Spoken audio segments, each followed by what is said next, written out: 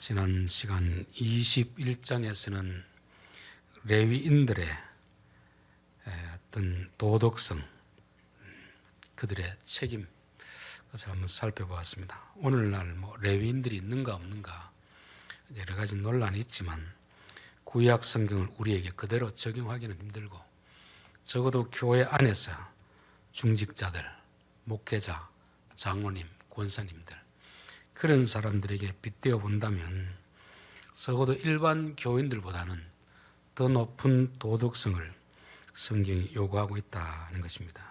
또 제사장들은 다리가 저는 자, 소경된 자, 이런 자들이 되어서는 안 된다는 것은 사람을 차별하는 것이 아니고 그 일을 감당하기에 적합한지, 아무리 아론의 자손이라 할지라도, 레위 지파라 할지라도 흠 있는 자는 안 된다는 것입니다. 요즘 우리나라는 이렇게 일꾼들을 뽑을 때 보면 오로지 성적입니다. 성적만을 가지고 하다 보니까 공부는 잘하는데 인성이라든지 도덕성이 부족한 사람이 참 많이 있습니다. 그래서 우리나라도 지도자들을 뽑을 때는 공부하는 성적도 중요하지만 그 사람이 인간 됨됨이 어떤가, 그것도 감안해야 되지 않을까. 그 일을 하는데 적합한 사람을 뽑아야지, 그냥 차별하지 않는다고 해서 성적만 좋다고 뽑으면 그게 그 일을 하는데 적합하겠나. 교회 안의 일꾼도 마찬가지입니다. 누구나 될 수 있는 것이 아니고, 여러분 아무나 의사가 하는 건 아니잖아요. 적어도 의사를 하려고 하면 충분한 과정을 거치고 훈련을 받은 사람이야지, 아무나 그냥 칼을 주고 수술하려고 하면 그게 야매로 하는 것이고, 그게 뭐라 그럽니까? 선무당 사람 잡는 꼴이 되잖아요.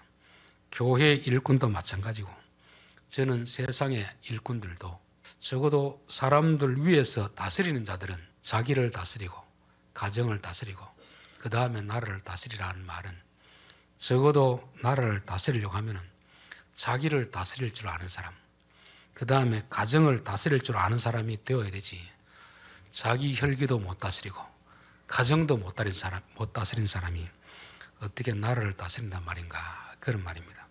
적어도 이스라엘 나라에서 제사장이 되려고 하면 그래도 백성들 위에 지도자니까 아주 까다로운 조건을 제시하고 있다는 것입니다. 그래서 우리가 적어도 교회에서나 직장에서나 내가 남들보다 위에 있는 지위를 가지려고 하면 실력도 물론 갖춰야 되겠지만 인격이 갖춰야 됩니다. 그 인격이라는 것은 자기만을 아는 개인주의적인 그런 사람이 아니고 나보다 공동체를 생각할 줄 아는 그런 인격을 갖춰야 됩니다. 그래서 하나님이 아브라함을 부르시고 나서 이름을 바꿔주잖아요.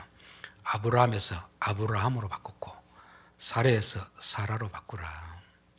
생각이 자기 가정만 아는 사람이 아니고 열국의 아버지, 열국에 있는 모든 자식들을 내 자식처럼 사랑할 수 있을 때 그는 아브라함으로 살 수 있는 것입니다.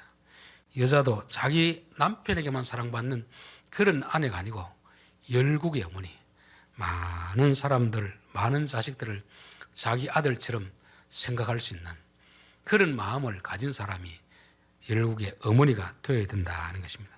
교회 다니는 것은 바로 그런 사람이 되라는 것입니다. 그래서 우리가 예수 믿고 복을 받았다 하는 것은 나 혼자 얼마나 성공했느냐, 그건 아무 의미가 없습니다. 나 때문에 누가 복을 받았는가, 나 때문에 누가 덕을 보고 있는가. 그래서 아브라함에게 내가 네게 복을 줄 테니까 너는 복의 통로가 되라. 그래서 우리는 아무리 성공했더라도 그 성공이 다른 사람들에게 유익이 되지 않으면 그 성공은 성공이라 말할 수 없는 것입니다. 어리석은 부자도 그렇고 부자와 나사로에 나온 부자도 그렇지 않습니까? 우리가 보기에는 성공한 사람 같은데 그가 성공해서 자기 집 앞에 있는 거지 하나조차 못 주니까, 사랑을 못 베푸니까 성경은 그는 죽어서 지옥 갔더라 되었습니다. 그만큼 자기 이기적으로 사는 사람은 아무리 성공해도 믿음의 사람이라고는 성경은 보지 않는 거죠. 우리가 비록 성공은 하지 못했더라도 우리의 성품이, 우리의 생각이 나보다 다른 사람을 더 생각할 수 있는 그런 사람이 될 때 하나님은 우리를 하나님의 백성으로 인정해 준다는 것입니다. 자, 오늘 22장은 성물에 대한 자세입니다.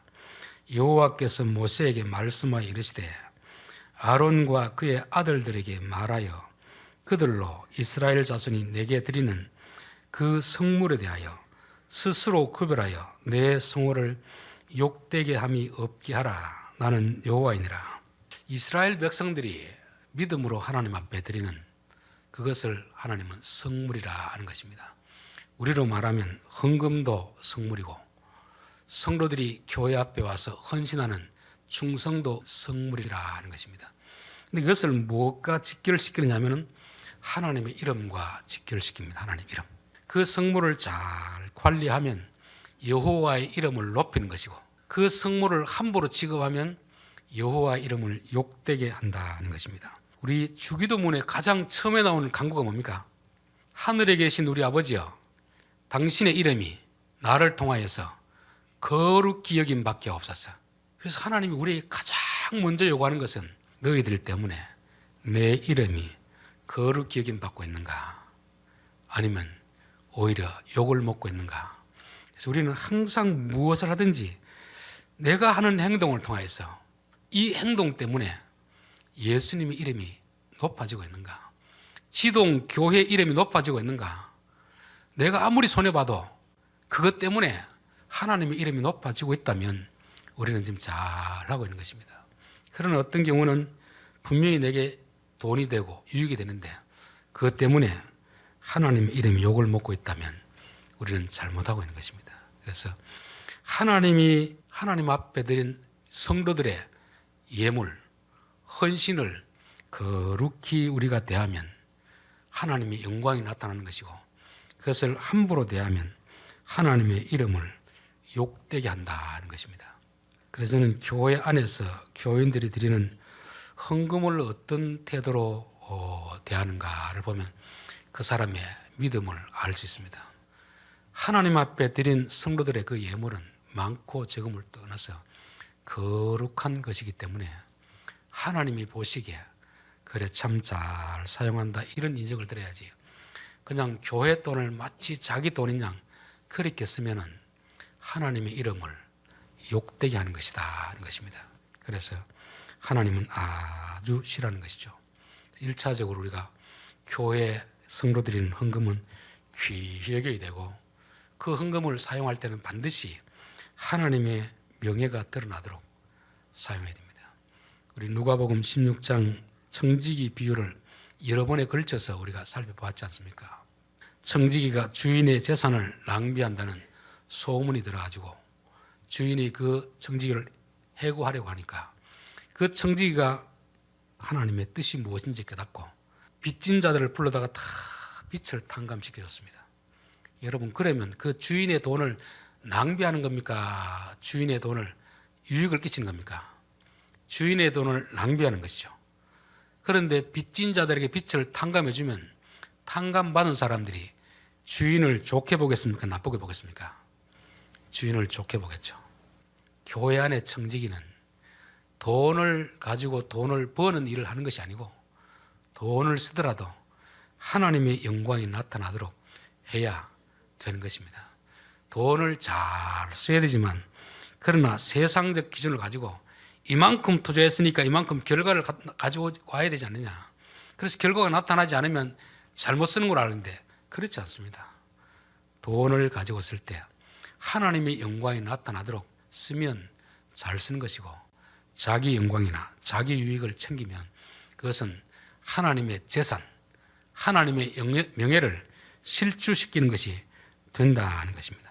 하나님 앞에 성도들이 드리는 예물은 하나님의 성물이라 구별하셨고 제사장들 너희들은 그거 구별하여서 잘 관리하라는 것입니다. 함부로 내 돈처럼 막 사용하지 말고 그렇게 하지 말라는 것입니다. 여러분 엘리의 두 아들이 나중에 되면 전쟁에서 비참하게 죽지 않습니까? 그 사람들이 한 행동이 뭡니까?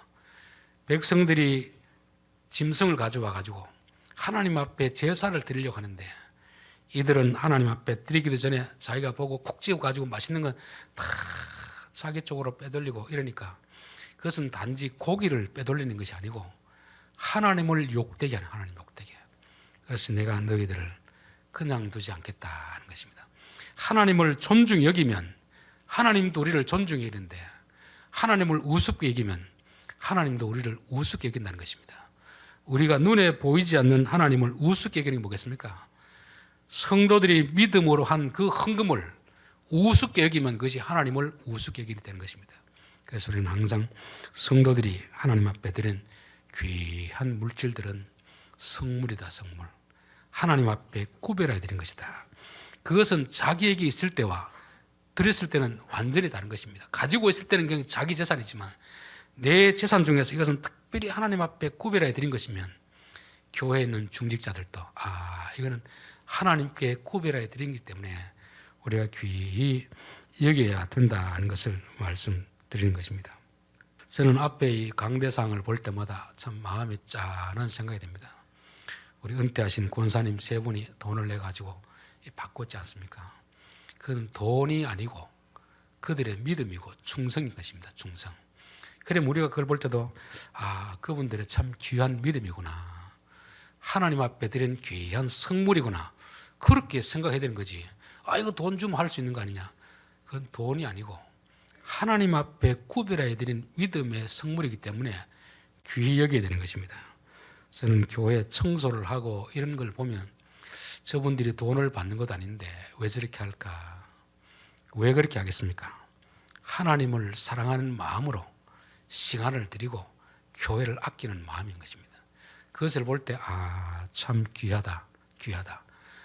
드리는 사람이 믿음으로 드리면 다른 사람들도 그들의 충성과 헌신을 귀히 여겨줘야 하나님 앞에 이름이 드러나는 것이고, 드리는 사람 쪽에서는 참 믿음으로 드리는데 교회 안에서 그것을 그냥 가볍게 여긴다면, 특별히 예수님 시대에 과부는 2렙돈 돈을 드리지 않습니까? 오늘날 말하면 100원짜리나 1000원짜리 정도, 사람들 그걸 보고 나서 우습게 여기지만 예수님은 우습게 여기지 않습니다. 금액이 많고 적음이 중요한 것이 아니라 정말 주님을 사랑하는 마음으로 드리는 것은 시간이 단 10분, 20분이라도 금액이 적은 것이라도 믿음으로 드린 것에 대해서는 하나님께서 귀히 여기시는 것이고, 하나님이 귀히 여기면 교회 안에 일꾼들도 귀히 여기게 됩니다. 하나님은 귀하게 여기는데 우리가 보고 이거 금액도 얼마 안 되는데 뭐 적은 것인데 그렇게 해서 우습게 여기면 누구를 우습게 여기는 게 됩니까? 하나님을 우습게 여기는 거죠. 그래서 저는 가끔씩 이제 선교사님들이 선교 보고하고 이러면 성도들 중에서 참 꼬기 모아놓은 돈 금액이 얼마인지 모르지만 선교사님에게 드리라고 할 때 제가 전해주면서 선교사님에게 꼭 당부를 드립니다. 이 돈이 선교사님들에게는 큰 돈이 될지 적은 돈이 될지 모르지만, 그러나 그 돈을 주신 성도에게는 가장 큰 돈입니다. 본인 하고 싶은 거 안 하고, 먹고 싶은 거 안 먹고, 입고 싶은 거 안 입고, 그렇게 꼬기 모아가지고 선교사님에 드리는 돈이니까 그 돈 정말 귀하게 쓰십시오. 그냥 허투루 쓰지 말고 정말 귀하게 쓰십시오. 그렇게 당부를 할 때 있습니다. 왜냐하면 드린 자가 그렇게 하나님 앞에 거룩히 구별해서 드리는데 받는 자가 자기 기준으로 정리 많으니 이렇게 해서 함부로 한다면 그 사람은 하나님의 이름을 욕먹이는 것이 되기 때문에 항상 우리가 성도들에 드리는 예물, 헌신, 충성을 귀히 여기라고 성경은 말씀하고 있습니다. 그것이 바로 하나님의 이름과 하나님의 명예와 직결된다는 것을 말씀하는 거죠. 그래서 우리는 다른 사람이 교회를 위해서 충성할 때 정말 귀히 여기는 마음을 가져야 된다는 것입니다. 3절 그들에게 이르라 누구든지 내 자손 중에 대대로 그의 몸이 부정하면서도 이스라엘 자손이 구별하여 여호와께 드리는 성물에 가까이 하는 자는 내 앞에서 끊어지리라. 성도들이 귀하게 구별해 드렸는데 부정한 사람들, 이게 몸이 부정한 것을 말하지만 더 본질적인 의미는 마음이 부정한 자, 마음이 부정한 자. 마음이 부정한 자가 귀한 성물을 건드리면 어떻게 됩니까? 그 성물이 불의해지거든요. 엘리 재상 아들들이 왜 죽임을 당하겠습니까? 교인들은 그 어려운 가운데서도 모은 것을 제물로 드리고 하는데 이 사람들이 부정한 자가 되니까 그 제물을 부정하게 여기는 것이고 하나님이 그들에게 진노하시는 거 아닙니까? 그래서 하나님 준 귀한 성물은 제사장일지라도 부정한 마음을 가지고서는 손을 대지 마라. 왜냐하면 부정한 자가 그것을 손대면 그 성물이 부정해지기 때문에 그런 것입니다. 불의한 정직이 비유에도 말씀드렸습니다. 불의한 제물로 친구를 사귀라. 그 제물이 부정하고 어렵고 이런 건 없습니다. 누가 그 제물을 관리하느냐에 따라서 그 제물이 불의해질 수도 있고 어려워질 수 있는 거죠. 그래서 성도들이 하나님 앞에 드린 것은 기본적으로 거룩한 것입니다. 그러면 그 제물을 관리하는 사람이 부정한 생각을 가지고 하면 안 됩니다. 왜냐하면 돈이라는 것은 부정한 마음을 가진 사람이 보면 유혹의 대상이 되거든요. 그래서 내가 도저히 그런 걸 보고 유혹을 이기지 못할 것 같으면 아예 손을 떼는 게 좋습니다. 그래야 그 성물이 되는 것이지 부정한 생각, 욕심을 가지고 그런 것을 자꾸 만지다 보면 하나님의 성물을 거룩히 여기는 것이 아니라 욕되게 여기기 때문에 그랬습니다. 성경에서도 거룩한 것을 개에게 주지 말며 너희 진주를 돼지 앞에 던지지 말라. 그들이 그것을 발로 밟고 돌이켜 너희를 찢어 상하게 할까 염려하라. 우리가 남에게 받았으면 귀히 여기게 되고 남에게 줄 때도 잘 줘야 됩니다. 남에게 줘도 감사할 줄 모르는 이런 사람 같으면 아예 안 주는 게 낫습니다. 감사하는 마음은 누구에게서 나오느냐 하면 하나님 주신 마음입니다. 원망하는 마음은 누구에게서 나오겠습니까? 마귀에게서 나오는 거죠. 그래서 고린도전서 10장에 보면 너희들 원망하지 마라. 원망하지 마라. 원망하는 자들을 하나님이 광야에서 다 심판하지 않았느냐. 원망하지 마라. 원망. 감사의 말을 하라 하는 것입니다. 그래서 저는 우리 성도들이 어떤 상황 가운데서도 감사하는 말을 해야지 원망하는 말을 하면 나도 모르게 마귀의 종노릇하고 있는 것이죠. 우리가 생각할 때는 많이 주면 감사하고 적게 주면 원망을 갖잖아요. 그렇지 않습니다. 에덴 동산에 부정한 게 하나도 없었습니다.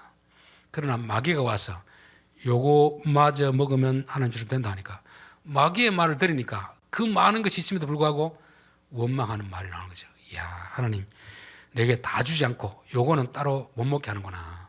섭섭한 마음이 들고 원망하는 마음이 드니까 결국 마귀의 종이 되잖아요. 그러나 성경은 뭐라고 합니까? 마귀가 와서 예수님에게 똑같은 시험하는 것입니다. 40일 동안 굶었으니까 돌을 떡으로 만들어 먹으면 되지 않느냐. 예수님은 단호히 거절했습니다. 돌을 떡으로 만드는 것은 하나님이 너 40일 금식에도 밥 한 끼 주더냐. 하나님이 안 주니까 네가 알아서 만들어 먹으라는 거 아닙니까? 결국 뱀은 우리에게 와서 원망하는 사람으로 만드는 것이죠. 여러분, 우리는 항상 감사하는 마음을 가져야 되고 감사하는 말을 해야 됩니다. 그래서 항상 우리가 감사하는 마음을 가지자. 여기서도 제사장들에게 주신 성물은 백성들이 하나님 앞에 드린 것입니다. 그러면 그 일부분을 하나님 앞에 드리고 나머지는 그것이 제사장들의 양식이 되는 것입니다. 오늘날 말하면 교회 안에서 일하는 사람들은 어차피 다른 돈을 주는 게 아니잖아요. 교인들이 헌금한 걸 가지고 목회자 사례주고 교회에 또 수고한 분들에게 조금 이렇게 하고 하는 거 아닙니까? 그러면 그게 많든 적든 불평을 하면 안 된다. 불평. 하나님이 우리에게 주신 거니까 감사함으로 받아야지. 왜 적게 주느냐, 왜 많이 주느냐 이렇게 하면 안 되는 거죠. 그냥 주는 것으로 감사하는 거죠. 감사. 그것이 하나님의 요구하는 그런 마음이라 하는 것입니다. 4절 아론의 자손 중 나병 환자나 유출병자는 그가 정결하기 전에는 그 성물을 먹지 말 것이요 시체 부정에 접촉된 자나 설증한 자나 무릇 사람을 부정하게 하는 본래 접촉된 모든 사람과 무슨 부정이든지 사람을 더럽게 할 만한 것에 접촉된 자 곧 이런 것에 접촉된 자는 저녁까지 부정하니 그의 몸을 물로 씻지 아니하면 그 성물을 먹지 못할지며. 나병 환자, 유출병자.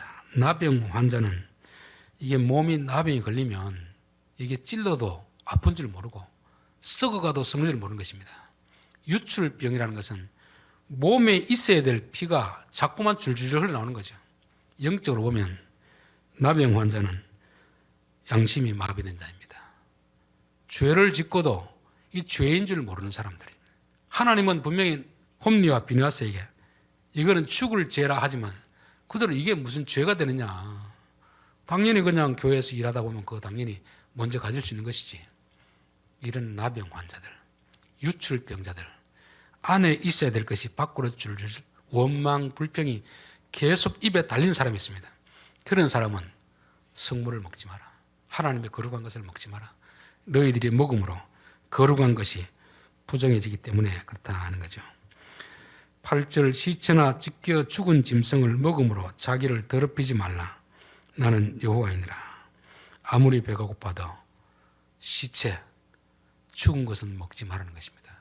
예전에 신문에 그런 광고 글귀가 나왔습니다. 사자는 아무리 배가 고파도 썩은 고기는 먹지 않는다. 저는 우리 예수 믿는 사람이 이래야 되지 않겠나. 아무리 가난하더라도 부정한 돈은 받지 않는다. 아무리 가난하더라도 죽은 시체, 죽어있는 그런 것, 그것은 먹지 않는다. 그게 구별된 백성인 것입니다.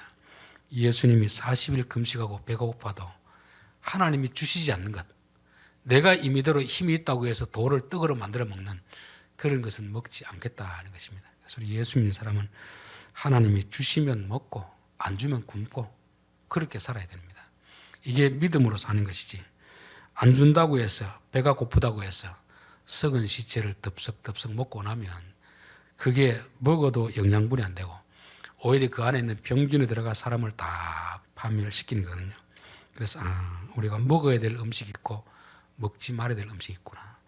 이거는 입으로 들어가는 음식도 마찬가지고 귀로 들어오는 음식도 마찬가지입니다. 사람을 자꾸 죽이는 말들, 나누는 말들, 비방하는 말들, 이거는 먹으면 안 됩니다. 들으면 안 돼요.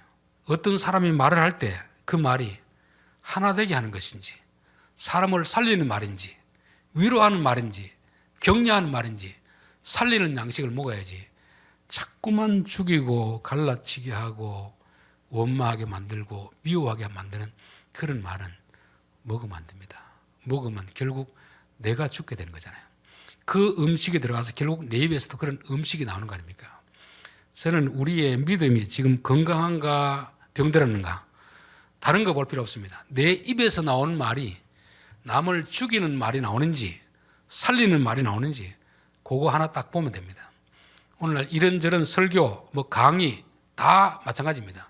이것을 내가 들어야 될 말인지 안 들어야 될 말인지 자꾸 사람을 갈라치게 하고 원망하게 만들고 미워하게 하는 말이라면 귀를 닫아야 됩니다. 사람을 자꾸 살리는 말하고 하나 되게 하는 말, 위로하는 말, 격려하는 말, 살아있는 고기를 먹어야지 죽은 고기를 먹으면 나도 죽고 상대방도 죽이게 되기 때문에 그렇게 하는 것입니다. 기도하겠습니다.